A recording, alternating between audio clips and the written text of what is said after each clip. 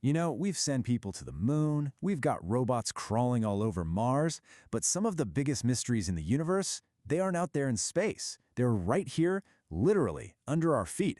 Today, we're going to drill down into the story of humanity's wildest attempts to journey to the center of the Earth. It's a pretty simple question, right? But the answer? Well, that's anything but simple. For centuries, we've been obsessed with the stars, but we barely even begun to understand the very ground we're standing on. So what happens when we finally decide to point our telescopes down instead of up? Just to put this into perspective for you, the International Space Station, it orbits about 400 kilometers above us. But to get to just the outer edge of our planet's core, you'd have to go down 2,900 kilometers. It's just incredible. It is way, way easier for us to get into deep space than it is to get to the middle of our own world. And that, right there, is what makes this so incredibly exciting. This isn't just about rocks and geology. This is a story about exploring one of the last, true, uncharted frontiers. Now, look, the vast majority of holes we dig are for a reason. We're looking for oil, gas, you name it. But this story is about a different kind of mission entirely. A handful of projects drilled deeper than anyone ever had before, not for money, but for pure, raw, scientific knowledge. They were hunting for answers. And that brings us to the hero of our story, a legendary Soviet project that to this day is the deepest man-made hole on Earth, the Kola Superdeep Borehole. This thing wasn't just a well, it was like a telescope pointed straight into the heart of our planet. The mission kicked off in 1970, and it was unbelievably ambitious. They picked a spot on the Kola Peninsula for a very specific reason.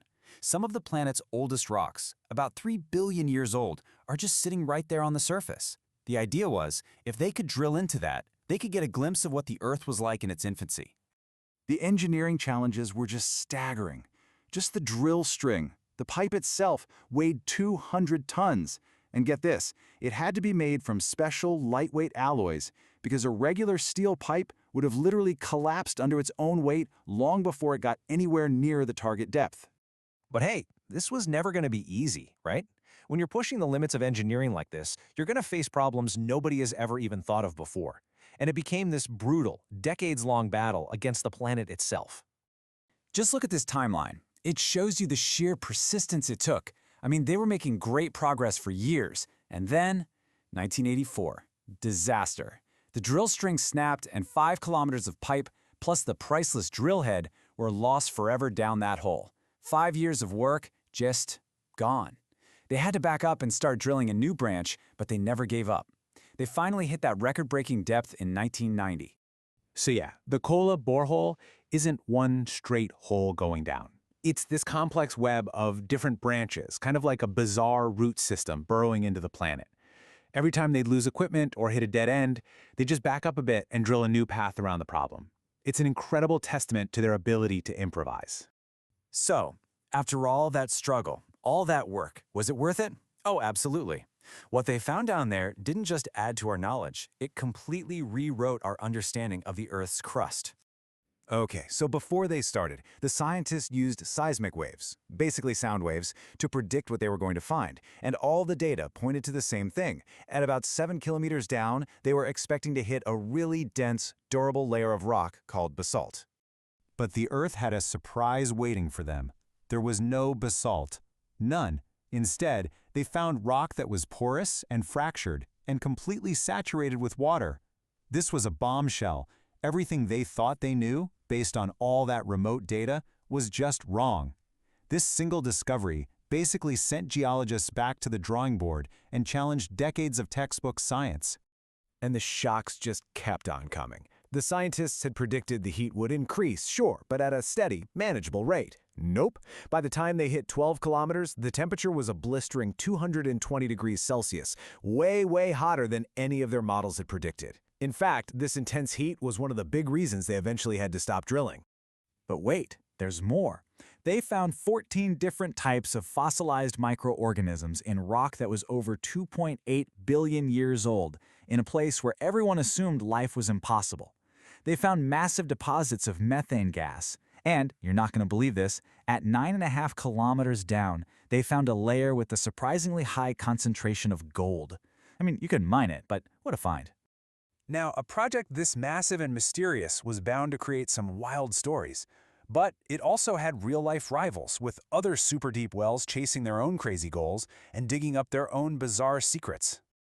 Okay, let's clear this one up right away. You've probably heard the well-to-hell story, right? That the scientists lowered a microphone down the hole and recorded the screams of the damned. It's a great horror story, but it's a complete myth. First off, they never used microphones, just geological sensors. And second, the whole story started as an April Fool's Day prank in a Finnish newspaper. But after we debunk the myth, here's a real mystery. The director of the project himself, David Guberman, talked about a genuinely unexplained event. He said their sensors recorded a very strange noise, which was immediately followed by an explosion. A few days later, they checked that depth again, and there was nothing. To this day, he admitted, "I couldn't say that I know exactly what happened here." The Kola project wasn't the only game in town, though. Over in the US, the Bertha Rogers well in Oklahoma was drilled to find oil. But instead of black gold, its drill bit punched through into a literal sea of molten sulfur. And in Sweden, the Siljan Ring well was drilled to test a controversial new theory about where oil comes from. It failed to prove the theory, but it found something even weirder. So, at almost 6,000 meters down, the Siljan team pull up about 60 kilos of this bizarre, black, jelly-like gunk. The initial theory was mind-blowing. It was the waste product of deep earth bacteria, proving a radical new form of life. It caused a worldwide sensation. But then came the truth. Some skeptical scientists figured it out. It was just a weird chemical reaction between the drilling lubricants, caustic soda, and diesel fuel, all cooked together under insane heat and pressure. Still an amazing discovery, just not the one they were hoping for. So after all these incredible efforts, these insane struggles and bizarre discoveries, what's the big takeaway? What's the legacy of these epic journeys into the Earth? I think ultimately it's about humility. These missions proved that all our fancy models were really just good guesses. The reality of what's just a few miles below us is stranger, it's more complex, and it's way more mysterious than we ever imagined. The ground we walk on is every bit as much of an alien world as a distant planet. And that really brings us to the final, lingering question. The Kola Superdeep Borehole, the deepest we've ever gone, only penetrated about 0.2% of the way to the Earth's core. Just think about that. If that tiny, tiny fraction held ancient life, water where there shouldn't be any, and geology that turned our textbooks upside down, what else is down there, just waiting for us to find it?